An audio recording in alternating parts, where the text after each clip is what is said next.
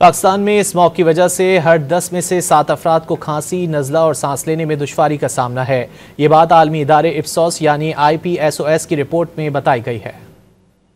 پاکستان میں ہر 10 میں سے 8 افراد نے گزشتہ ماہ اسموگ کا سامنا کیا۔ لاہور اور ملتان میں ہر شخص کو اسموگ کا تجربہ ہوا۔ مجموعی طور پر 1/3 سے زائد پاکستانیوں کی عام گھریلو سرگرمیاں، کام اور دیگر سماجی ایونٹس اسموگ سے متاثر ہوئے۔ پاکستانی صوبوں میں پنجاب دھند سے سب سے زیادہ متاثر ہوا۔ پنجاب کے شہر لاہور اور راولپنڈی میں دھند سب سے زیادہ رہی۔ اسموگ کی وجہ سے ہر 10 میں سے 7 افراد کو کھانسی، نزلہ، زکام اور سانس لینے میں مشکلات جیسے طبی مسائل کا سامنا کرنا پڑا۔ IPSOS سروے کے مطابق 70% لوگوں نے اسموگ کی وجہ گاڑیوں سے خارج ہونے والے دھوئیں کو، 63% نے صنعتوں سے خارج ہونے والے دھوئیں کو، 37% نے کچرے کو، 31% نے اینٹوں کے بھٹوں کو اور 30% نے فصلوں کی باقیات جلانے کو دھند کی اہم وجہ قرار دیا، جبکہ ہر 5 میں سے 1 کا کہنا تھا یہ اللہ کا عذاب ہے۔ 44% کی رائے میں دھند میں اضافے کی وجہ عوام کی جانب سے عدم تعاون ہے۔ 37% نے اسموگ کا مقابلہ کرنے کے لیے سخت قوانین کی نفاذ کو ضروری قرار دیا۔